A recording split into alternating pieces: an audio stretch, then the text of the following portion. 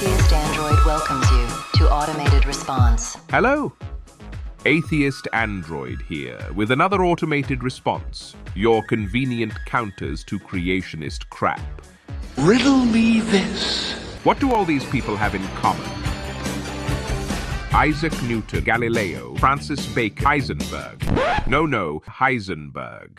They were very intelligent, influential scientists, and of course they were Christian. Believers often lay claim to other people's intelligence and point to great minds who happen to fall under their banner.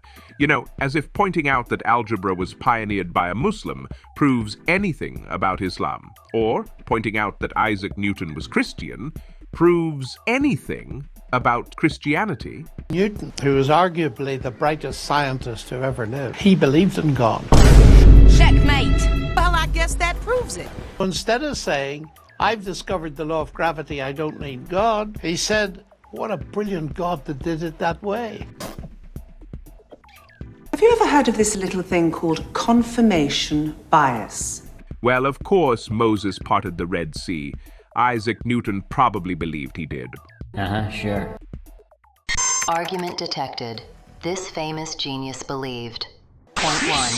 There are geniuses in all camps. Okay, some very intelligent people throughout history and to this day believe in some sort of personal higher power.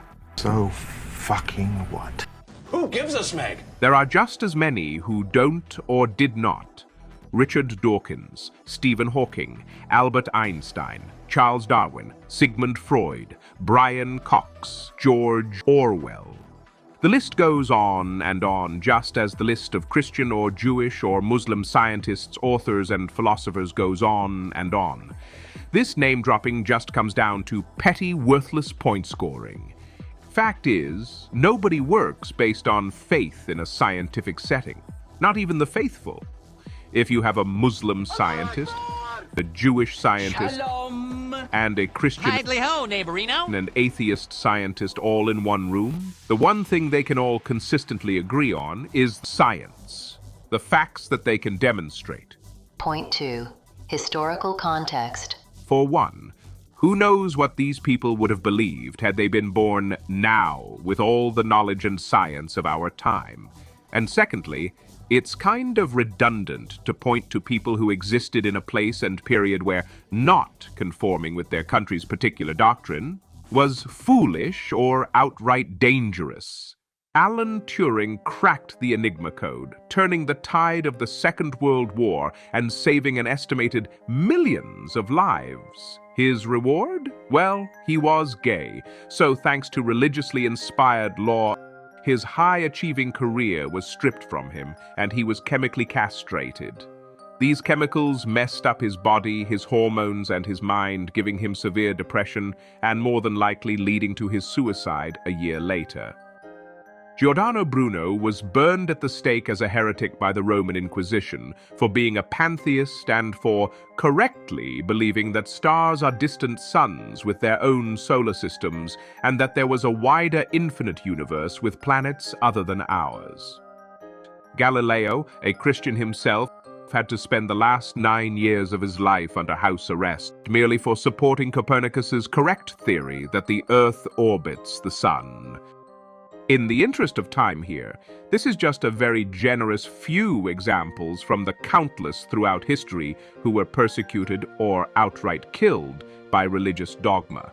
Is it any wonder most people of their time were publicly religious? Their careers and their very lives could well have depended on it. They had nowhere near the intellectual freedom we're lucky to have today. Point 3.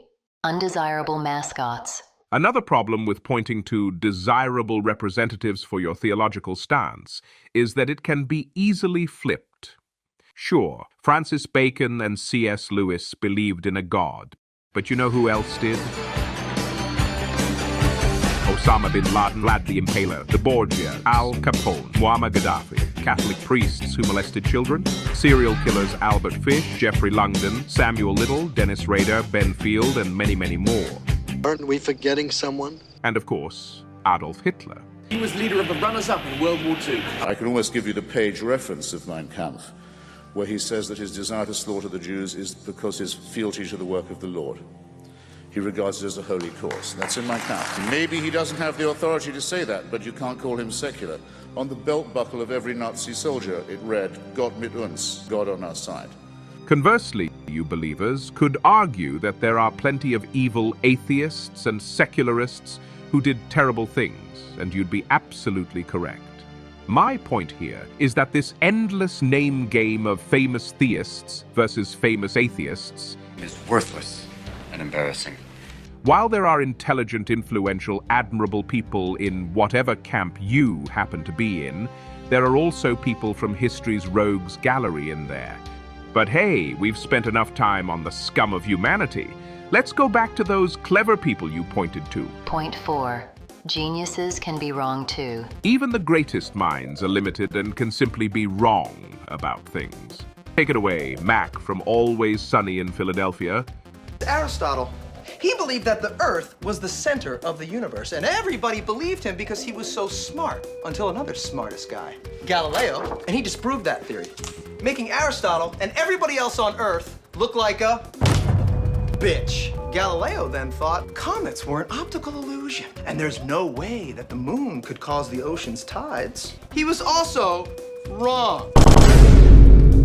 Isaac Newton. He was a Christian, but of course, he also thought he could turn metal into gold and died eating mercury, making him yet another stupid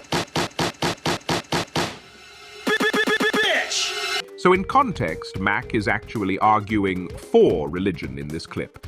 But here, I think it makes my point that high intelligence, even genius, is not this all-encompassing qualification. And Riddle me this! what allows us to fact-check these geniuses? Is it faith? No. Is it the Bible or Quran?